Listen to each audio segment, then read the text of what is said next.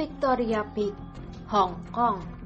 Di salah satu villa mewah di kawasan elit di Hong Kong yang hanya bisa ditempati orang-orang berduit, tampak sedang mengadakan pertemuan. Di salah satu villa besar yang memiliki luas nyaris 900 meter persegi ini, dikenal oleh beberapa kalangan adalah milik keluarga kaya raya yang memiliki aset miliaran dolar Amerika di berbagai negara di belahan dunia. Mereka adalah keluarga Miller, pemegang saham terbesar di perusahaan Arrow Holding Company yang dulunya berbasis di daratan Tiongkok. Namun, setelah belasan tahun yang lalu setelah founder dari perusahaan itu meninggal, para ahli waris dalam keluarga ini memutuskan untuk memindahkan pusat perusahaan mereka ke Hong Kong dengan berbagai alasan. Diketahui bahwa Tuan Besar Arrow Miller dulu tidaklah memiliki keturunan. Oleh karena itu, dia mengadopsi 2 putra dari keponakannya dan membesarkan mereka layaknya seperti cucu sendiri. Awalnya, kedua cucunya itu damai-damai saja ketika Tuan Besar itu masih hidup. Namun, semenjak meninggalnya Arrow Miller ini, mereka mulai bersaing sehingga puncak dari persaingan itu terbelahnya perusahaan menjadi 2 cabang walaupun masih berada di bawah naungan yang sama, yaitu Arrow Holding Company. Adolf Miller, selaku cucu tetua, memiliki seorang putra bernama Honor Miller. Mereka memutuskan untuk memindahkan basis perusahaan mereka di Hong Kong. Sementara itu, cucu nomor 2 yaitu Rudolf Miller memilih Macau sebagai pusat perusahaan yang dia pimpin.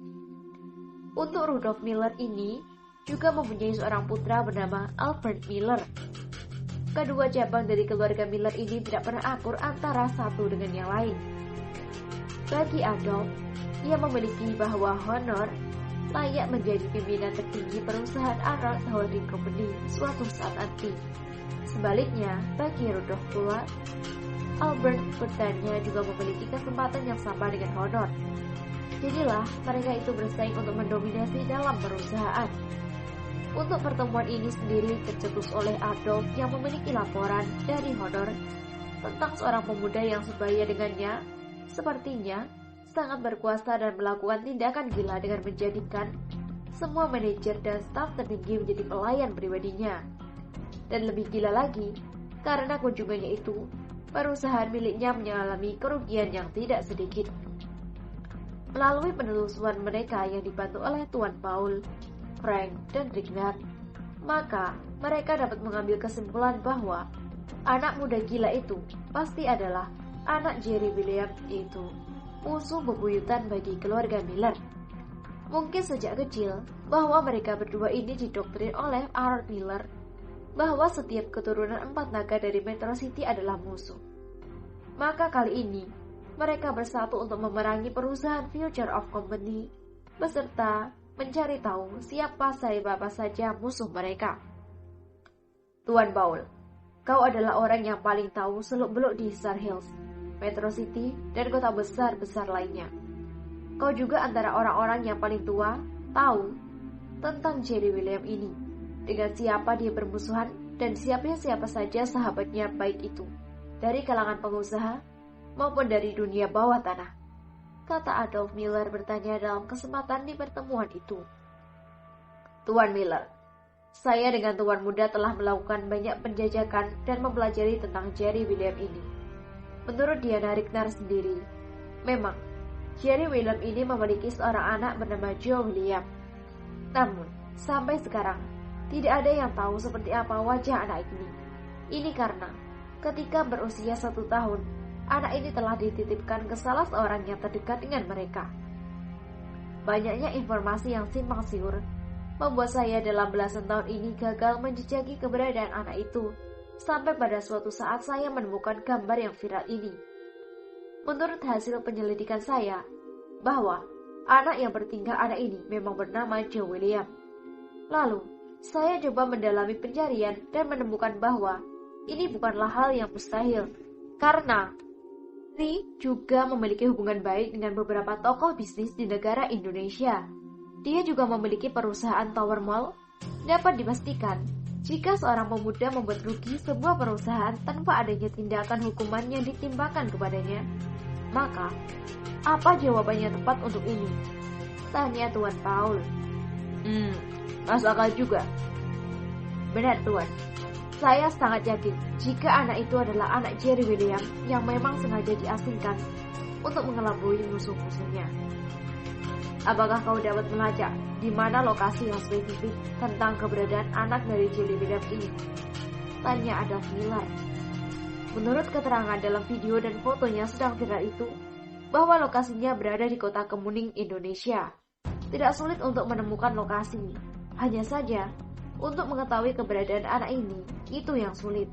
Apalagi, kita tidak bisa melihat wajahnya dengan jelas. Jawab Tuan Paul. Bagaimana menurutmu, Rudolf? Tanya Adolf Miller kepada adiknya. Jika Jerry William ini memiliki mitra bisnis, dia pasti memiliki saingan. Jika dia memiliki sahabat, dia pasti juga memiliki musuh. Aku ingin tahu, siapa saja musuh Jerry ini. Dengan begitu, kita bisa membuat tawaran kerjasama dengan musuh-musuhnya itu. Jawab Rudolf Miller. Ide yang sangat bagus, sangat masuk akal, Tuan. Dengan begini, kita bisa mengirim orang-orang kita ke Indonesia. Misi mereka adalah menjaring sebanyak-banyaknya musuh Jerry ini, sekaligus mencari tahu keberadaan putranya itu.